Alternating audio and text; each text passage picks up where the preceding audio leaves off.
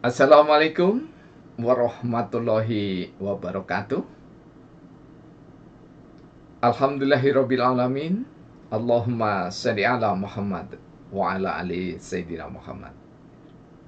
Pemirsa tercinta, bersua kembali dalam monolog sederhana Indarwanto Hikmatologi, serial berpikir mengajak diri kita masing-masing menggunakan kelembut cerdasan hati nurani berdasar kitab suci agama dan kepercayaan yang kita yakini.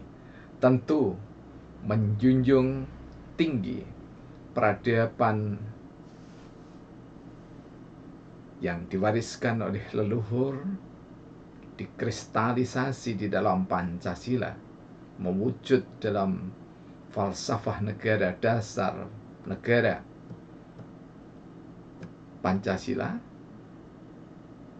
menjadi niscaya bagi putra-putri Indonesia.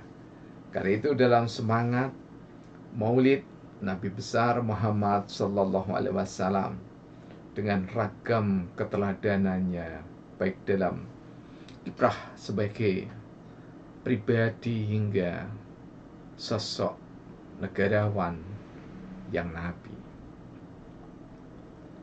Pemirsa,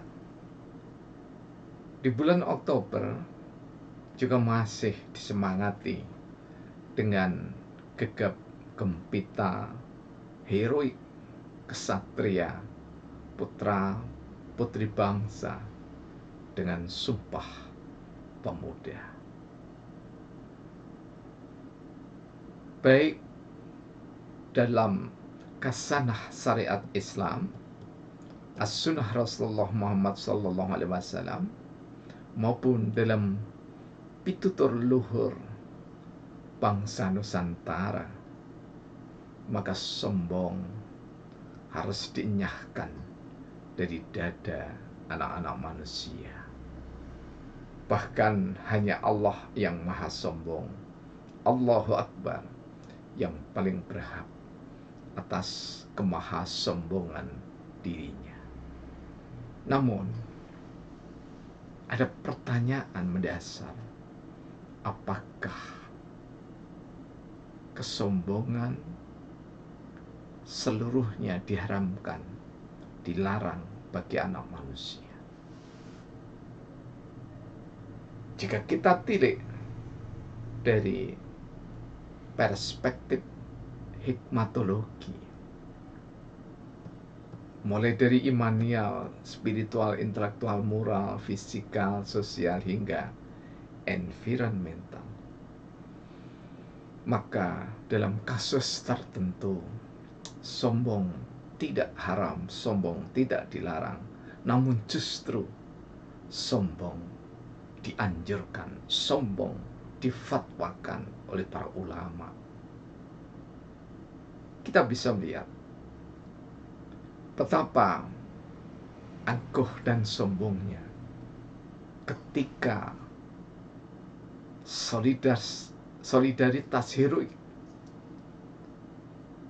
anak bangsa Indonesia, Yung Zava, Yung Celebes, dan seterusnya mengikat diri dalam Kongres 1928 tanggal 28 Oktober.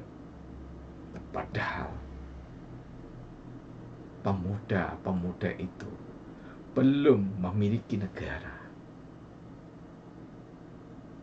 Jadi satu hal yang sangat membanggakan bagi bangsa Indonesia adalah Indonesia berbangsa lebih dahulu. Citra bangsa lebih dikedepankan dibanding dengan negara.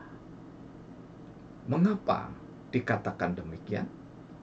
Karena di saat 28 Oktober 1928, 93 tahun yang lalu, negara Indonesia belum ada.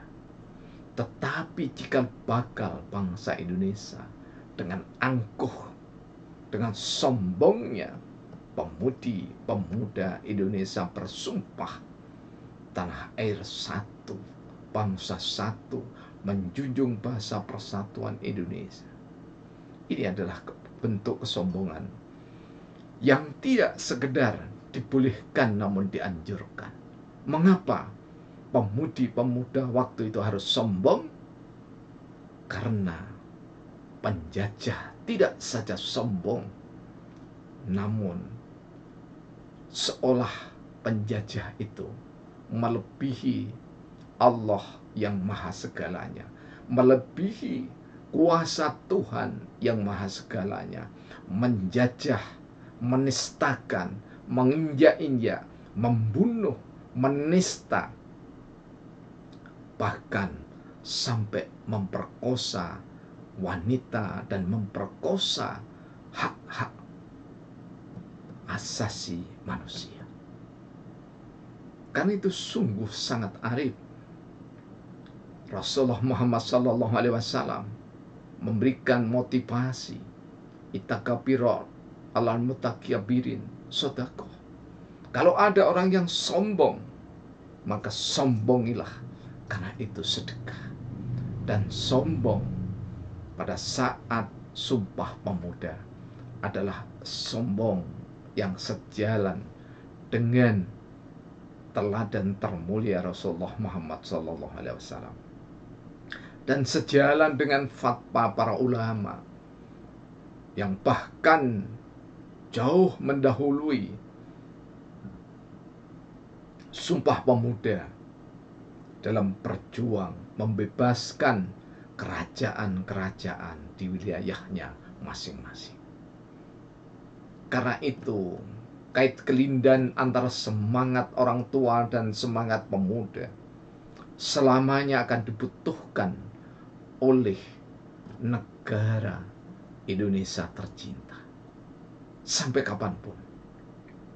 Orang tua tentu saja dengan pengalaman panjangnya, yang insya Allah akan menurunkan kearifannya dan inovasi, gagasan, gebrakan anak muda. Semangat heroik kesatria pemudi dan pemuda senantiasa menghias perjalanan anak bangsa. Bahkan seluruh bangsa-bangsa dunia, jika ingin terbebas dari bentuk penjajahan apapun, kait kelindan integrasi semangat pemuda dengan pengalaman orang tua menjadikan sebuah negara benar-benar merdeka.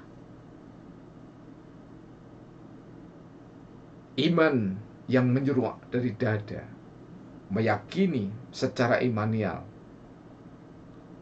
bahwa penjajahan di atas dunia tidak sesuai dengan peri keadilan dan peri kemanusiaan.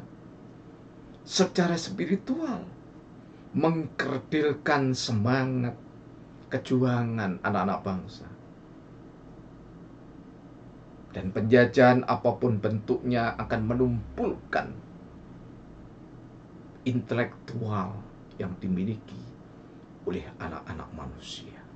Otomatis penjajahan secara moral merusak keberadaan bangsa. Dan secara fisikal, harta benda, wilayah dijamah dengan angkuhnya, sehingga solidaritas sosial anak bangsa tercapek-capek. Lingkungan pun environmental rusak ketika penjajah dengan pongah menapakkan kaki-kakinya di bumi Indonesia tercinta. Anak muda, saya suguhkan syair sabdana ke 13.476 bagian yang ke-6. Membusungkan dada bagian ke-6. Sungguh benar-benar sombong Sumpah Pemuda dibutuhkan bangsa. Bangsa yang mendiami kepulauan Nusantara terkaya dunia. Dada kaya keimanan kepada Tuhan yang Maha Esa. Kekayaan iman di dada sungguh tiada tara. Melesat, mengangkasa, menguat kokoh dalam membumi, mensemesta. Rawi rantas, malang putung dibuktikan pemudi-pemuda. Hancur, lebur, luluh lantak penjajah dengan pusungnya dada pemuda. 30 Oktober 2021.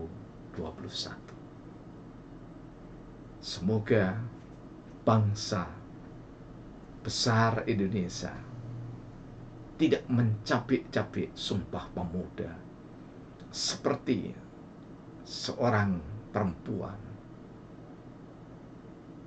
yang sudah merenda benang menjadi kain dipintal bagus, dihias dengan batik Nusantara, dicerai-beraikan kembali.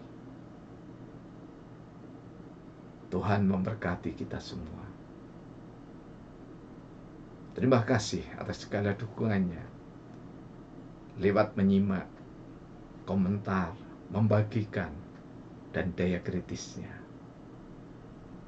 Billahi taufik wal hidayah. Wassalamualaikum warahmatullahi wabarakatuh.